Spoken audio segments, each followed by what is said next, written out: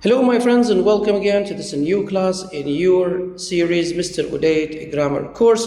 Today my friends, we are going to continue covering passive voice, and as we said before my friends, we use passive voice when the subject of a sentence, like here, when a subject of a sentence is not known.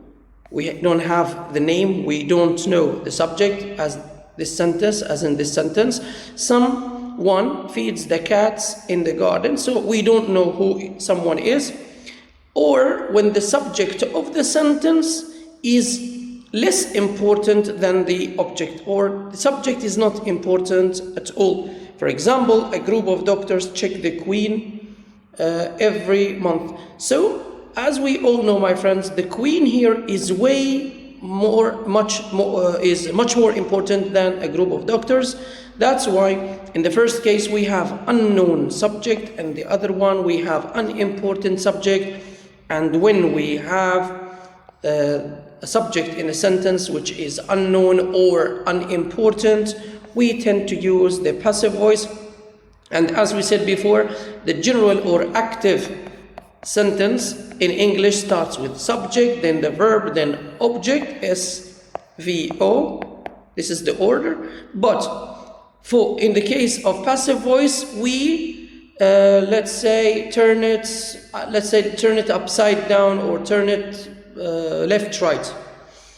In here, we use the object at the beginning of the sentence, then verb to be, then verb 3 in the middle here, then the subject. So the object will be first given, then the subject, and the verb will still in the middle. And we said that we use verb to be in accordance with two main principles. The first one is the tense, the second one is the object. We talked about present simple, continuous and perfect, and we said that if the sentence is present simple, verb to be, which is the most or the biggest problem in this topic, present simple could be am, is, are, and we choose one of them according to the object used. So verb to be should work with the tense and should be in agreement with the object also. If it is present continuous, we use am being, is being, are being. In the case of present perfect, has been or have been, this depends on the object before them. And if it's perfect continuous, my friends, if it's perfect continuous, we can use what? We can use has been being or have been being, always being for the continuous. And we talked about past simple. We said we use was, where in the case of past simple, was being or were being in the past continuous, and had been in the past perfect. And of course for past perfect continuous, had been being. And today, my friends, we're going to cover the future. As you know, we have 4 types of a future, my friends.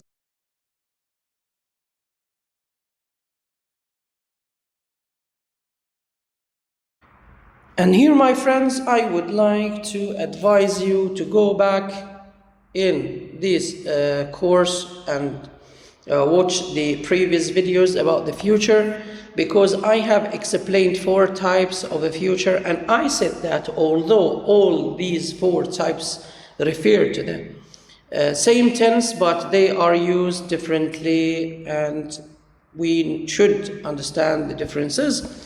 Our course, my friends, is very important because it shows us how to use English properly. So please, my friends, let's try to go through the videos from the beginning. We have the future simple with will. The sentence here, someone will install the machines, so don't worry.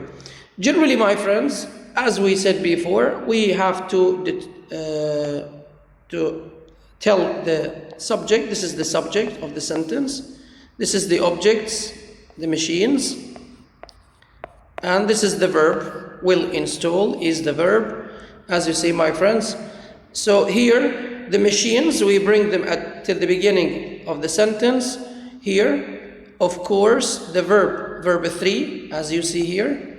And by someone, if we want to leave this part, we leave it. If we want to delete it, we delete it, it's okay. Both ways are correct, but generally, when the subject is someone, I don't prefer using by and the subject. Here, my friends, we have only one option for verb to be, which is will be. No matter what the subject is, if the subject is he, she, it, I, you, they, whatever, my friends, it should be will be. The second example, the employee will take care of your car until you come back. Generally, the employee here, my friends, is the subject. The verb is will take care of. And of course, the object is your car. This is the object. So, what do we have here, my friends? We use only will be. Your car will be taken care of by the employee until you come back. The second type, my friends, of the future is am, is, are, going to, and I would like to explain something about the future tense, my friends. We use will to give predictions where we are not sure that something will happen, and we use it for spontaneous decisions, or we use it to give promises, while going to is used when you are sure of your predictions. Here we call them in will. When we use will, we are not sure about the predictions. We give predictions without any clues. But here we give the reason why we predict something. For example, I look at the sky in a sunny day, and I say, it is sunny, but I think it will rain.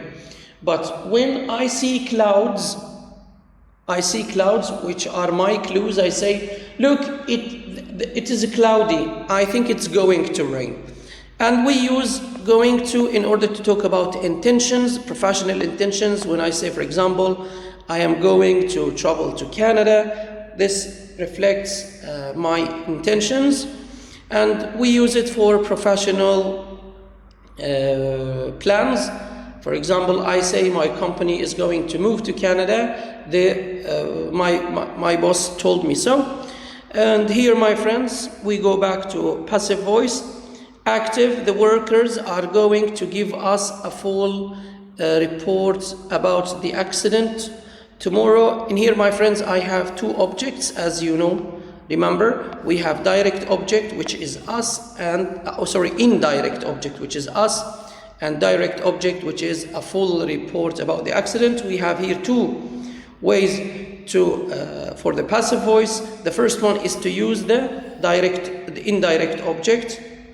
Us becomes we. Again, my friends, those are called object pronouns. We change the object pronoun into subject pronoun in the passive voice. Why, my friends? Because we cannot use the object pronouns at the beginning of the sentence. The subject pronouns should be used. So, what do we say? We are going, we're going to, it's going to, the same, we're going to be, it's like will. The workers will give us, give us, we will be given, or the workers are going to give us, we are going to be given. So we add only be, and of course here we use are because what? Because generally here we have a full, or the other option, my friends, here is to use the direct object at the beginning of the sentence. We say a full report about the accident is going to be given. A full report about the accident is going to be. Is going to be here, my friends. Why did we use is here and we used are here, my friends? We used is because a full report. We're talking about one report and the pronoun is it. But here, my friends, we takes are. We have future perfect, my friends. For the future perfect, we have this example, my employees will have. How do we know that it's a future? Because we have will. How do we know this future is perfect, not simple? Because we see have and verb 3 in the sentence. So will have and verb 3, this is future perfect. So my employees will have finished the project by tomorrow morning. So my employees, subject, will have finished, this is the verb, and the project is the object. So what do we say? We say the project will be, no, not will be, this is for future simple. Will have been. Why been, teacher? Because we have here have, and after have it should be verb 3, and of course the verb is verb 3. So being here is the third form of be, because in present we have am, is, are, present simple, present continuous, am being, are being, is being. For present perfect, have been, has been. For future perfect now, will have been, or that's it, nothing else for the future perfect. I cannot wait, second example, I cannot wait for you till tomorrow. The company will have refused me by then. So I have here, the company is the subject, will have refused is the verb, me is the object, by then is the rest of the sentence. Of course, me, here the object is me, I take it and I make it I. Refused is the verb 3, and by the company here, by the subject, if I want to leave it, I leave it. If I don't, I can skip it or I can omit it. And of course, my friends, I will have been refused by the company, as you see here, my friends. And last example, my friends, is homework. Let's see if you can answer it. Put the answer in the comments and we are going to reply to them. Till here, my friends, we have finished this class. This is the last part of passive voice. I hope you have enjoyed and learned. We are going to explain a new topic in the next class. So till then, I would like to thank you for your listening and goodbye.